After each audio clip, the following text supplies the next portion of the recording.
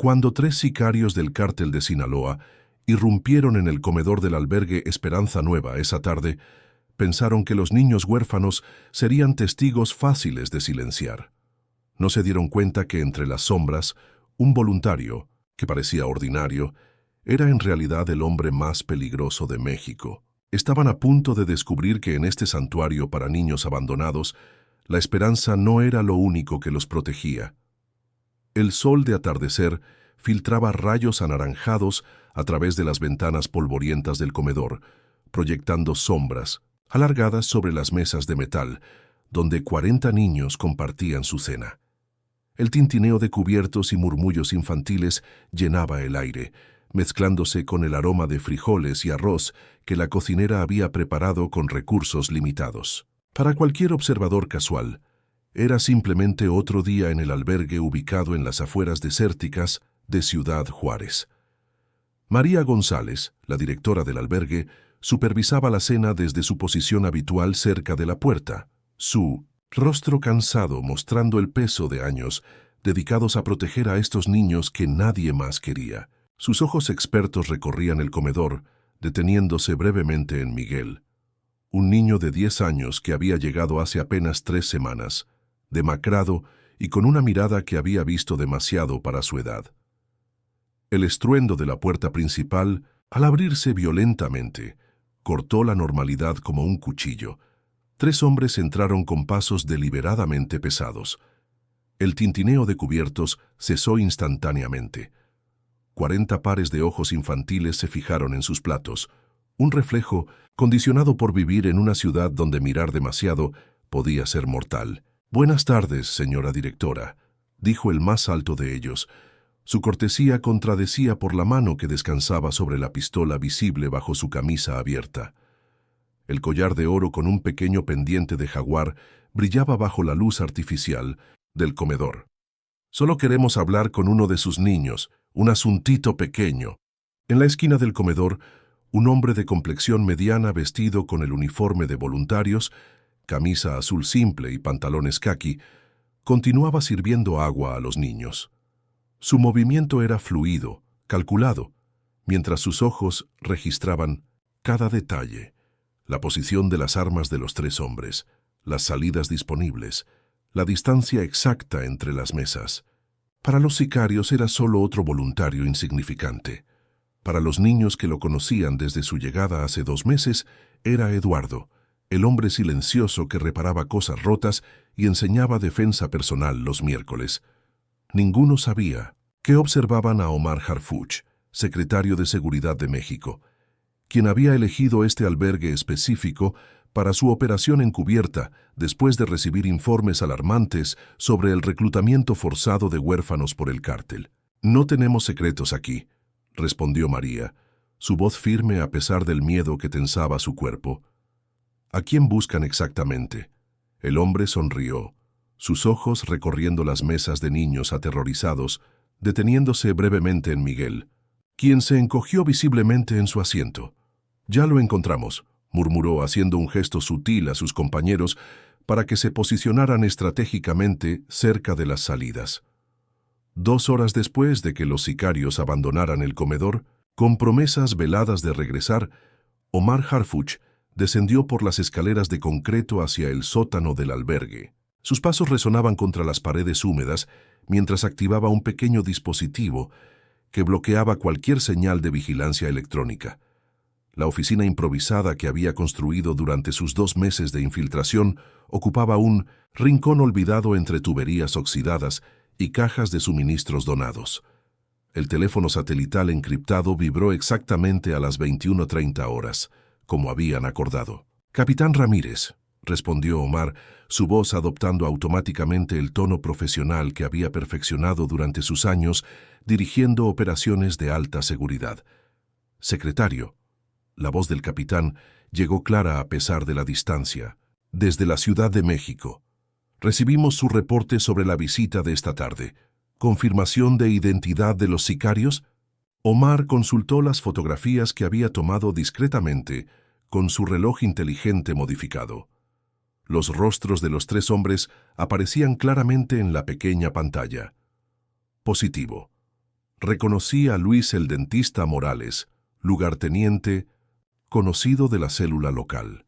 Los otros dos coinciden con los perfiles que enviaron desde inteligencia la semana pasada. Durante los últimos 8 meses, los informes habían llegado con frecuencia alarmante. Niños huérfanos desapareciendo, de albergues a lo largo de la frontera, algunos encontrados semanas después, transportando drogas o sirviendo como vigías para operaciones del cártel. Los patrones sugerían un reclutamiento sistemático, coordinado desde niveles altos de la organización criminal. El niño que buscan, continuó Omar, observando through las pequeñas ventanas del sótano las luces del comedor donde Miguel ayudaba a limpiar las mesas con movimientos nerviosos. Definitivamente vio algo que no debía. Su comportamiento desde su llegada sugiere trauma reciente. Los sicarios lo identificaron inmediatamente. ¿Qué tan comprometida está su cobertura?, preguntó Ramírez, la preocupación evidente en su tono. Omar revisó mentalmente cada interacción de la tarde. Había mantenido perfectamente su papel de Eduardo, el voluntario silencioso que reparaba goteras y organizaba actividades deportivas. Ni una sola mirada había lingered demasiado tiempo en él. Ni un solo gesto había traicionado su entrenamiento militar. Segura por ahora, pero el cártel regresará. Están demasiado interesados en el niño para abandonar fácilmente. Sus órdenes siguen siendo las mismas, recordó Ramírez. Recopilar inteligencia sobre sus operaciones de reclutamiento e identificar la estructura de mando local. Pero, secretario, una pausa significativa. La protección de esos niños no puede comprometer la misión. Omar observó hacia el techo, donde podía escuchar los pasos suaves de los niños preparándose para dormir. 40 vidas que dependían de la frágil seguridad que proporcionaba este albergue. Durante su carrera había tomado decisiones difíciles, había sacrificado piezas menores para proteger objetivos mayores.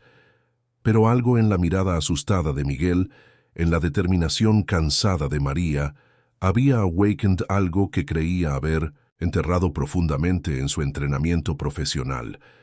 «Entendido, capitán», respondió, aunque ambos sabían que ciertas líneas ya no eran negociables para él. Pero si el cártel regresa por ese niño, van a encontrar más resistencia de Minas, la que esperan. A las 2:17 de la madrugada, Omar escuchó los sollozos ahogados provenientes del dormitorio de los niños. El sonido se filtró a través de las paredes delgadas del albergue como un eco de pesadilla, familiar para alguien que había pasado años documentando las consecuencias del crimen organizado. Se levantó de su catre en el cuarto de voluntarios, sus movimientos silenciosos, después de décadas de entrenamiento militar. El dormitorio estaba sumido en sombras azuladas que se colaban por las ventanas sin cortinas, 40 camas dispuestas en filas ordenadas, cada una ocupada por un niño que había aprendido demasiado joven que el mundo era un lugar peligroso. Omar localizó inmediatamente la fuente del llanto. Miguel se retorcía en su cama, atrapado en algún recuerdo que se negaba a liberarlo incluso durante el sueño. «No, por favor, no lo maten», murmuró el niño entre lágrimas, sus puños pequeños golpeando el colchón delgado. Omar se acercó cuidadosamente. Sus años de experiencia con víctimas de trauma le dictaron cada movimiento. «Miguel», susurró suavemente, colocando una mano, gentil en el hombro del niño. «¿Estás seguro? Solo es un sueño». Los ojos de Miguel se abrieron bruscamente, brillantes de terror en la oscuridad. Por un momento no reconoció dónde estaba, sus pupilas dilatadas buscando amenazas inexistentes. «¿Eduardo?» Su voz era apenas un hilo quebrado. «Sí, soy yo. ¿Quieres hablar sobre lo que viste en tu sueño?» María apareció en el umbral de la puerta, su bata arrugada y expresión preocupada. Omar le hizo una seña silenciosa para que se mantuviera a distancia. La confianza de los niños traumatizados era frágil como cristal y requería manejo experto. Miguel se incorporó lentamente, limpiándose las lágrimas con la manga de su pijama donado. «No era un sueño», murmuró, sus palabras cargadas de una certeza terrible. «Era el hombre del traje gris. Tenía una cicatriz aquí, Trazó una línea desde su sien hasta su mandíbula, y cuando sonreía, se veían sus dientes de oro. Omar sintió que algo se endurecía en su pecho. La descripción coincidía perfectamente con Francisco el Halcón Mendoza, uno de los líderes regionales más buscados del cártel de Sinaloa. Un hombre cuya crueldad era legendaria incluso entre criminales veteranos. ¿Dónde viste a este hombre, Miguel? En el almacén donde trabajaba mi tío. Las palabras salieron en susurros entrecortados. Yo estaba escondido en las cajas cuando llegaron. El hombre del traje gris dijo que mi tío había estado robando dinero. Pero mi tío gritaba que no era cierto, que él nunca... Miguel se detuvo, su respiración volviéndose irregular. Omar había interrogado a cientos de testigos durante su carrera, pero algo en la vulnerabilidad pura de este niño removió memorias que había enterrado profundamente.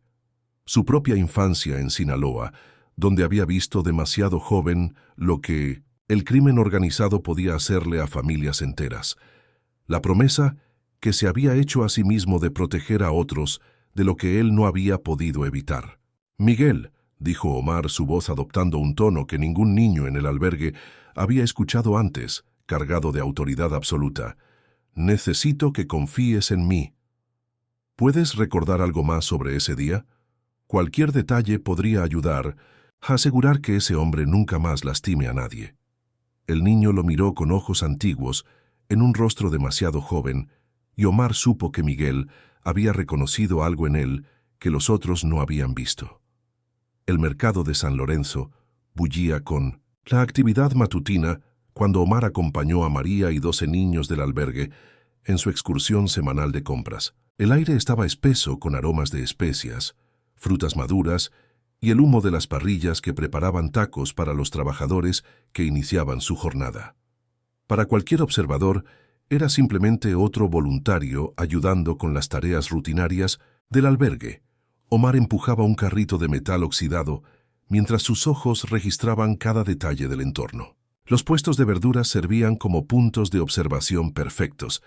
Las multitudes proporcionaban cobertura natural, y la disposición del mercado le permitía mantener vigilancia sobre múltiples sectores simultáneamente. Miguel caminaba cerca de él, su mano ocasionalmente rozando el brazo de Omar en busca de seguridad silenciosa. «Eduardo, ¿puedes ayudar a cargar las papas?» María señaló hacia un puesto donde el vendedor pesaba un saco de 20 kilos. Su voz era normal, pero Omar notó cómo sus ojos se desviaban nerviosamente hacia un grupo de hombres reunidos cerca del puesto de carnes. Mientras levantaba el saco con facilidad calculada para parecer un esfuerzo normal, Omar observó discretamente al grupo que había captado la atención de María. 5 hombres vestidos con ropa casual pero cara, cada uno con el mismo corte de cabello militar y la misma postura alerta. Sus conversaciones cesaron cuando 2 niños de la calle se acercaron, claramente reportando algo en voz baja. «Víctor siempre está aquí los martes por la mañana», murmuró María mientras fingía examinar tomates. «Los comerciantes le pagan para que no haya problemas, pero últimamente ha estado reclutando». Omar siguió su mirada hacia un hombre de mediana edad, con camisa de lino blanca y cadena de oro gruesa. Víctor Sánchez, según los archivos de Minuncitas Inteligencia que Omar había memorizado, era el lugarteniente encargado de operaciones urbanas para la célula local. Pero lo que más capturó la atención de Omar fueron los 3 niños de aproximadamente 12 años que flanqueaban a Víctor, vestidos mejor que la mayoría de adultos en el mercado. «Esos niños no estaban con él la semana pasada», observó María, su preocupación evidente. Omar notó los detalles que María había pasado por alto, las pequeñas cicatrices en las manos de los niños, el nerviosismo contenido en sus movimientos, la forma en que sus ojos constantemente exploraban el mercado en patrones de vigilancia aprendidos. Habían sido entrenados recientemente para operaciones de reconocimiento. Uno de los niños, un muchacho delgado con ojos demasiado antiguos para su rostro, se separó del grupo y caminó directamente hacia donde estaba Miguel, seleccionando naranjas. La aproximación era demasiado casual, demasiado dirigida para ser coincidencia. «¿Eres nuevo por aquí?», preguntó el muchacho a Miguel, su voz amigable pero sus ojos evaluando cada reacción. Te vi ayer cerca del albergue de la señora María. Miguel se tensó visiblemente, retrocediendo instintivamente hacia Omar. La mano del niño tembló ligeramente mientras alcanzaba una naranja, y Omar reconoció inmediatamente las señales de reconocimiento de testigo que había documentado cientos de veces en su carrera. Omar mantuvo su expresión neutral mientras colocaba una mano protectora en el hombro de Miguel. «Solo estamos comprando fruta para el almuerzo», dijo con la voz casual de Eduardo el voluntario, pero sus sentidos estaban completamente alerta. Desde su posición podía ver a Víctor observando la interacción con interés calculado, y Omar supo que el periodo de gracia había terminado. El cártel había comenzado su evaluación activa, y Miguel estaba directamente en el centro de su atención. 3 días después del encuentro en el mercado, el sonido de motores pesados rompió la tranquilidad de la tarde en el albergue. Esperanza. ¿Nueva? Omar levantó la vista desde el patio donde reparaba una cerca rota, sus sentidos inmediatamente alerta cuando identificó el ronroneo característico de vehículos oficiales. 2 patrullas de la policía municipal se detuvieron frente a la entrada principal, sus ocupantes descendiendo con una autoridad que contrastaba extrañamente con la negligencia que habían mostrado hacia el albergue durante los 2 meses de infiltración de Omar, señora González. La voz del comandante Rivera resonó desde el vestíbulo mientras Omar se acercaba silenciosamente por el pasillo lateral. Inspección de rutina. Necesitamos verificar la documentación de todos los menores bajo su custodia. Omar reconoció inmediatamente el tono, demasiado formal, demasiado específico. En sus años dirigiendo operaciones antinarcóticos, había escuchado esa misma cadencia, cuando autoridades corruptas ejecutaban órdenes que venían de niveles mucho más altos que sus propias instituciones. «Por supuesto, comandante», respondió María, su voz manteniendo una cortesía profesional que no logró ocultar completamente su nerviosismo. «Aunque debo mencionar que todas nuestras inspecciones están al día. La última fue hace apenas. Las cosas cambian rápidamente en esta zona», interrumpió Rivera, haciendo una seña a sus 3 subordinados para que se dispersaran por el edificio. «Hemos recibido reportes de actividades irregulares, niños, desaparecidos, documentación falsificada. Usted entiende nuestra preocupación». Omar observó desde su posición en el pasillo, como uno de los oficiales, consultó una fotografía en su teléfono antes de dirigirse directamente hacia el área donde sabía que Miguel estaría ayudando en la cocina. La coordinación era demasiado precisa para ser casual. Alguien había proporcionado información específica sobre la rutina diaria del albergue. Mientras mantenía su fachada de voluntario preocupado, Omar activó discretamente una aplicación en su reloj que enviaba una señal de emergencia cifrada al capitán Ramírez. 3 pulsos cortos, 2 largos. Situación comprometida, requiere asistencia inmediata. «Eduardo», María lo llamó desde la oficina, su voz cargada de tensión apenas contenida. «¿Podrías ayudar a reunir a los niños en el comedor? Los oficiales necesitan verificar sus documentos». Omar asintió mientras calculaba rápidamente sus opciones. El oficial que buscaba a Miguel se había detenido cerca de la cocina, claramente esperando que el niño apareciera en su ronda habitual de tareas. Los otros 2 oficiales bloqueaban las salidas principales con una precisión que sugería entrenamiento táctico más sofisticado que el estándar para policía municipal. «Miguel», susurró Omar cuando encontró al niño organizando platos en la despensa. «Necesito que hagas exactamente lo que te digo. ¿Recuerdas el juego de escondite que te enseñé la semana pasada?» Los ojos de Miguel se llenaron de comprensión inmediata. Durante su tiempo en el albergue, Omar había discretamente entrenado a varios niños en técnicas básicas de evasión, presentándolas como juegos para no alarmar al personal. Ahora esas lecciones aparentemente inocentes se volvían cruciales. «Ve al sótano. Escóndete en el compartimento detrás de las cajas de conservas y no salgas hasta que venga personalmente por ti», instruyó Omar, su voz adoptando brevemente la autoridad de comando que había perfeccionado durante años, dirigiendo operaciones críticas. El sonido de botas pesadas acercándose por el pasillo indicó que el tiempo de preparación había terminado.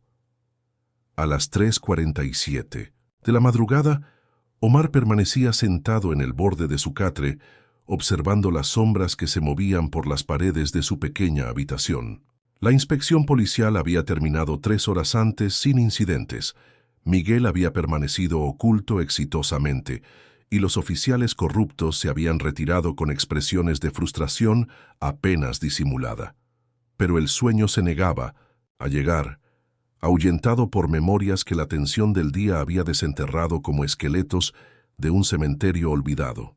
Sus manos, firmes durante la crisis de la tarde, ahora temblaban ligeramente, mientras sostenía la fotografía que guardaba en su billetera.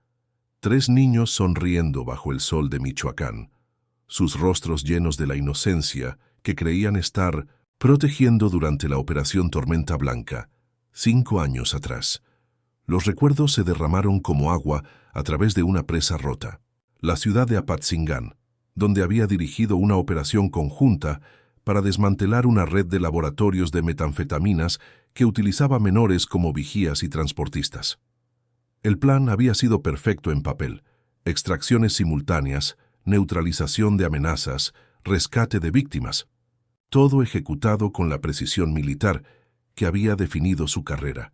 Omar cerró los ojos, pero la oscuridad solo intensificó las imágenes que se proyectaban contra sus párpados. La cara de sorpresa del niño de 8 años, cuando la granada de fragmentación detonó prematuramente. Los gritos de la niña de 12 años, atrapada en el fuego cruzado que nunca debería haber ocurrido. El llanto silencioso de su hermano menor, paralizado por la metralla que destrozó su columna vertebral. Las operaciones tienen costos aceptables. Había sido la evaluación oficial del capitán Ramírez después de los informes post-mortem. Salvamos a 34 menores y desmantelamos una red que explotaba a cientos más. Los números justifican las pérdidas. Los números. Como si cada vida perdida fuera simplemente una ecuación estadística en lugar de un mundo completo de posibilidades destruidas para siempre. Omar se levantó y caminó hacia la pequeña ventana que daba al patio del albergue. Bajo la luz de la luna, podía ver las bicicletas oxidadas donde Miguel y los otros niños jugaban durante las tardes, sus risas llenando espacios que por demasiado tiempo habían conocido solo silencio y miedo. Cada rostro infantil en este lugar le recordaba lo que había fallado en proteger antes. La operación actual había comenzado como una misión estándar de inteligencia: infiltrarse, recopilar información, identificar objetivos de alto valor. Pero algo había cambiado la noche que escuchó los sollozos de Miguel, cuando vio en sus ojos el mismo terror que había presenciado en Apatzingán antes de que todo se desmoronara. Esta vez sería diferente. Esta vez no permitiría que la precisión táctica sacrificara las vidas que había venido a proteger. Los protocolos oficiales dictaban que la misión tenía prioridad sobre individuos específicos, pero Omar había aprendido que algunos protocolos estaban destinados a ser quebrados cuando la humanidad estaba en juego. El teléfono satelital vibró suavemente. Un mensaje del capitán Ramírez. Confirmación de inteligencia. El Halcón planea operación mayor en 48 horas. Requiere extracción inmediata de Asset. Omar borró el mensaje sin responder, sabiendo que su decisión ya estaba tomada. El primer indicio de peligro llegó como un susurro en el viento nocturno. El sonido apenas perceptible de botas moviéndose sobre grava, demasiado coordinado para ser casual. Omar se incorporó inmediatamente en su catre, sus sentidos entrenados distinguiendo entre los ruidos normales del albergue y algo fundamentalmente diferente. Eran las 2:15 de la madrugada, y 4 figuras se movían por el perímetro con la precisión de cazadores acechando su presa. Se vistió en silencio, cada movimiento calculado para no hacer ruido. Sus manos encontraron automáticamente los objetos que había mantenido ocultos durante 2 meses: una navaja táctica disfrazada como herramienta de mantenimiento, un cable de comunicaciones que servía como garrote y pequeños dispositivos que parecían pilas pero contenían circuitos de emergencia. Desde su ventana, Omar observó a través de la oscuridad como dos figuras se posicionaban cerca de la ventana del dormitorio donde dormía Miguel. Sus movimientos eran profesionales, no sicarios callejeros, sino operativos entrenados ejecutando un plan específico. El cártel había decidido que la sutileza ya no era necesaria.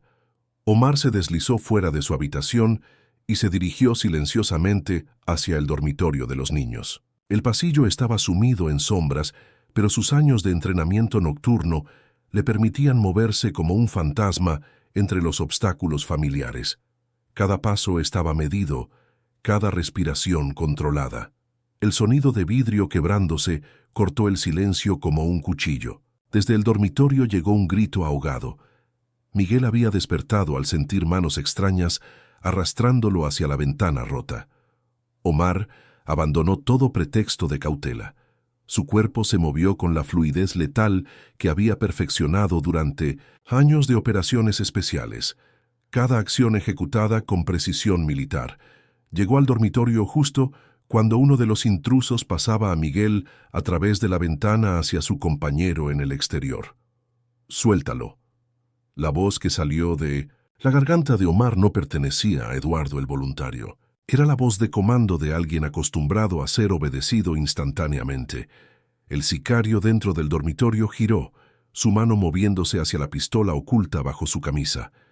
No llegó a tocarla. Omar cerró la distancia en 2 pasos fluidos, su navaja encontrando el punto exacto en el cuello que neutralizaría sin matar. El hombre se desplomó silenciosamente entre las camas de niños que continuaban durmiendo, inconscientes de la violencia que acababa de salvar sus vidas. A través de la ventana rota, Omar vio al segundo sicario forcejear con Miguel, mientras otros 2 hombres proporcionaban cobertura desde posiciones estratégicas. El niño peleaba con la desesperación de quien había visto demasiada muerte para aceptar la suya propia, sin resistencia. Omar calculó ángulos, distancias y posibilidades en una fracción de segundo. Luego, saltó a través de la ventana con una agilidad que habría sido imposible explicar para un simple voluntario de albergue. Sus pies tocaron el suelo en posición de combate, y lo que siguió fue una demostración de capacidades que destruyó completamente su cobertura de 2 meses. 3 sicarios entrenados neutralizados en menos de 40 segundos, cada movimiento ejecutado con una precisión que solo podía provenir de entrenamiento militar de élite. Cuando el silencio regresó al patio, Miguel estaba a salvo en sus brazos, pero Omar sabía que todo había cambiado. Desde las sombras al otro lado de la cerca, una cuarta figura había observado todo el enfrentamiento antes de desaparecer en la noche. El cártel ahora sabía que el albergue Esperanza Nueva tenía un protector cuyas habilidades desafiaban toda explicación simple.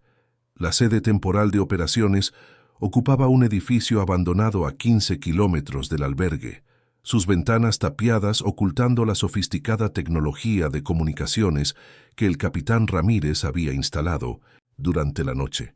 Omar llegó al amanecer. Su cobertura, como Eduardo el voluntario ahora irreparablemente comprometida, después del enfrentamiento nocturno. El tiempo de subterfugios había terminado. Secretario. Ramírez lo recibió con una mezcla de alivio y preocupación evidente.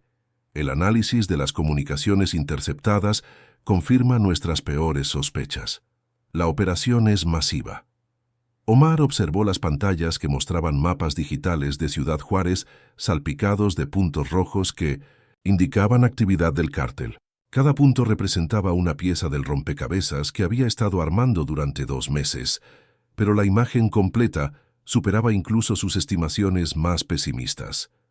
Miguel finalmente habló después del incidente, reportó Omar, conectando su dispositivo de grabación seguro al sistema principal. Francisco el Halcón Mendoza no solo está operando en la zona, está coordinando una red de tráfico que utiliza albergues en toda la frontera norte. La voz del niño llenó la habitación a través de los altavoces, sus palabras temblando pero precisas. El hombre del traje gris tenía mapas en la mesa, puntos marcados en muchas ciudades. Decía que cada punto era un lugar donde podían encontrar niños que nadie echaría de menos. Un analista de inteligencia levantó la vista desde su estación de trabajo, su rostro pálido. Hemos confirmado actividad similar en Tijuana, Nuevo Laredo y Matamoros. Todos involucran albergues financiados por organizaciones benéficas, que resultan ser fachadas del cártel. Omar sintió que algo se endurecía en su pecho mientras procesaba la magnitud de la operación. No era simplemente reclutamiento local, era un sistema industrializado de explotación infantil que se extendía a lo largo de la frontera como una red de pesadilla. Las comunicaciones interceptadas revelan algo más, continuó Ramírez, activando una grabación de audio. Reconocerá algunas de las voces. La primera voz que emergió de los altavoces pertenecía al comandante Rivera, el mismo oficial que había inspeccionado el albergue días antes. El paquete especial necesita ser movido antes del jueves. El cliente en El Paso está pagando. Extra por la discreción. La segunda voz helaba la sangre. Entendido. El magistrado confirma que no habrá problemas legales. Los papeles están preparados para reclasificar a los menores como casos perdidos. Omar reconoció inmediatamente al segundo hablante. Magistrado Eduardo Vázquez, un funcionario judicial de alto nivel cuya reputación de integridad había sido utilizada para validar operaciones gubernamentales durante años. La corrupción alcanza hasta niveles federales, murmuró Omar, estudiando los archivos que mostraban transferencias financieras millonarias entre cuentas offshore y funcionarios aparentemente respetables. No es solo un cártel operando independientemente, tienen protección institucional desde arriba. Un informante interno activó su comunicador desde el centro de Ciudad Juárez. Confirmo movimiento inusual en las oficinas del DIF estatal. Documentos siendo alterados. Expedientes de menores siendo reclasificados como casos cerrados por defunción. La implicación era clara. Estaban borrando sistemáticamente la existencia legal de niños para facilitar su tráfico sin dejar rastros que pudieran ser investigados posteriormente. ¿Cuántos niños estamos hablando, capitán?, preguntó Omar, aunque temía la respuesta. Según nuestros cálculos preliminares, Ramírez consultó sus notas con expresión sombría, potencialmente cientos a lo largo de la frontera, y mañana, por la noche, según las comunicaciones interceptadas, comienza la operación más grande hasta la fecha. El silencio llenó la habitación mientras todos procesaban la magnitud de lo que enfrentaban. No solo una célula criminal local, sino una red de tráfico protegida por funcionarios corruptos en múltiples niveles del gobierno.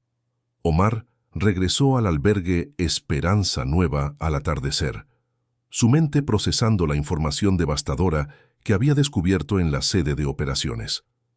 La red de tráfico era más extensa de lo que había imaginado, pero ahora necesitaba asegurar la protección inmediata de los 40 niños que dormían cada noche confiando en la seguridad de estas paredes.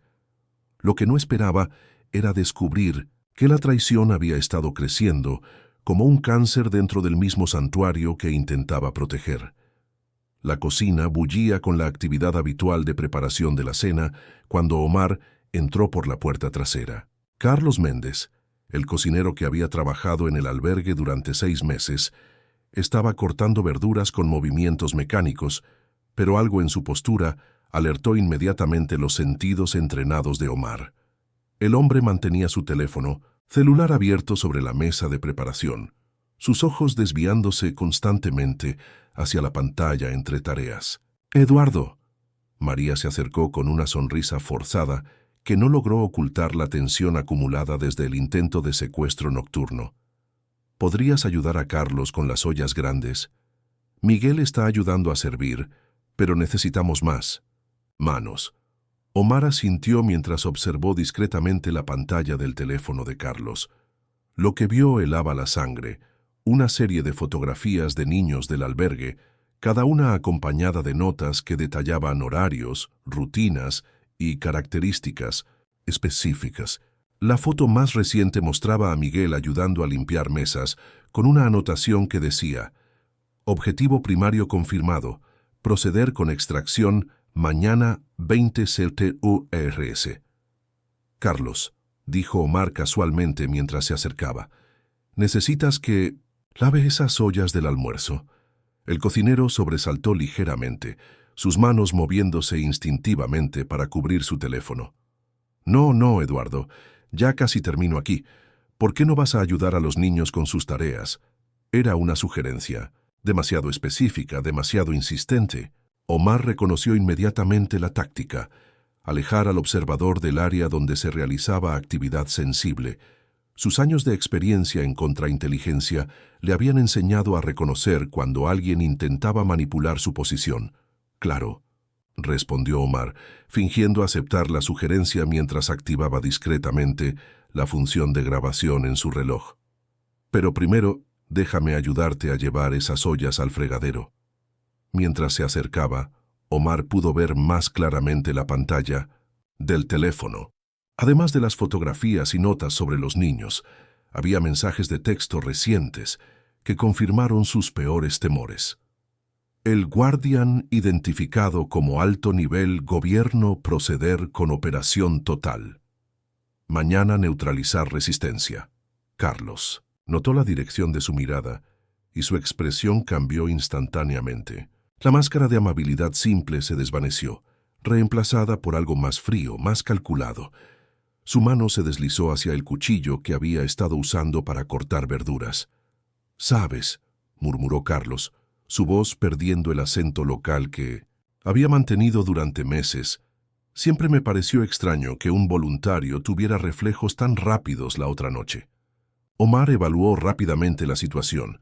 Carlos bloqueaba la salida principal de la cocina, el cuchillo estaba a su alcance, y María permanecía en el comedor adyacente, inconsciente del peligro.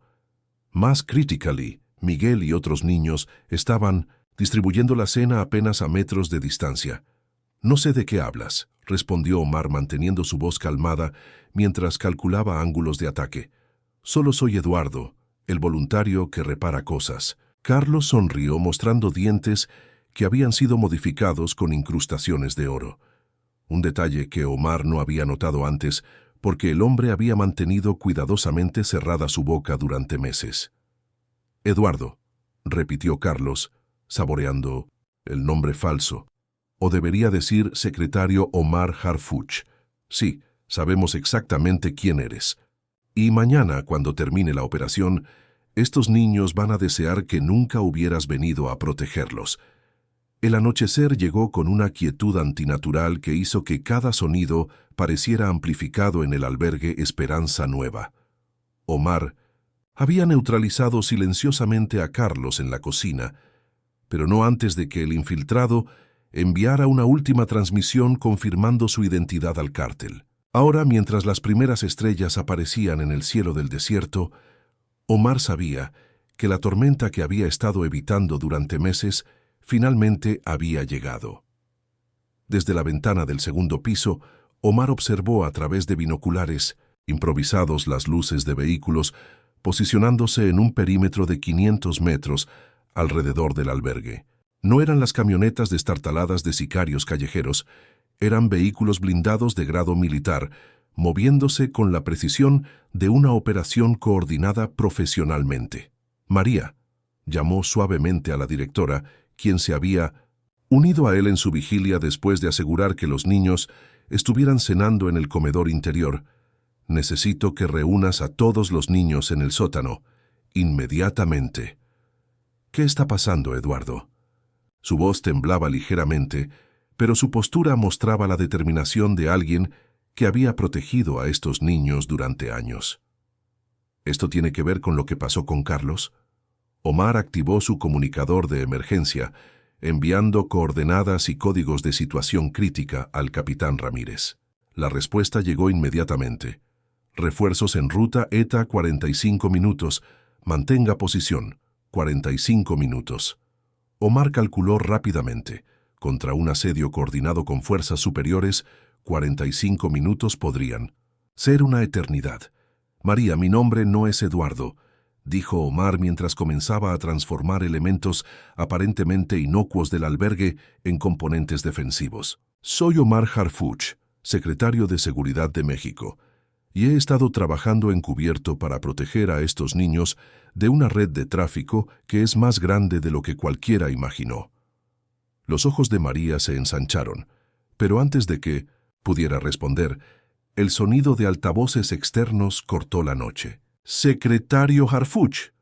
La voz que resonó a través del desierto pertenecía a Francisco el Halcón Mendoza, su tono llevando la autoridad cruel de alguien acostumbrado a obtener lo que quería a través del miedo.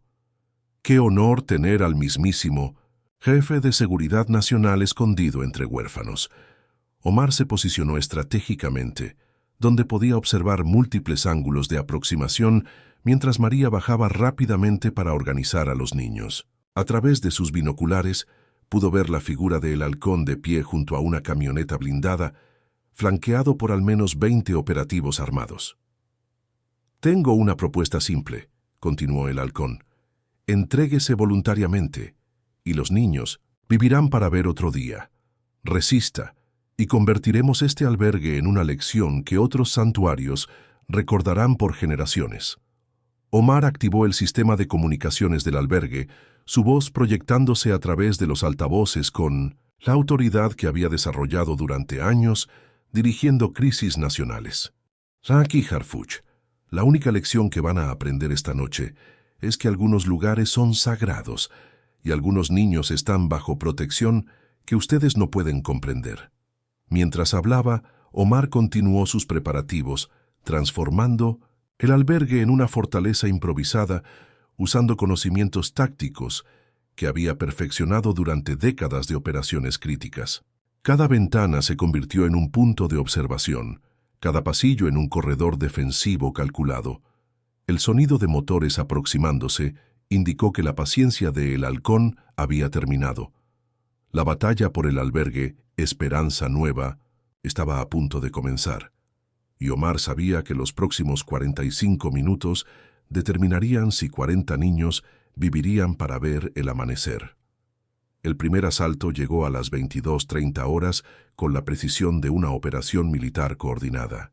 Omar había transformado el albergue Esperanza Nueva en una fortaleza improvisada durante los minutos cruciales antes del ataque, pero sabía que sus defensas eran temporales contra la fuerza superior que Francisco el Halcón Mendoza había desplegado.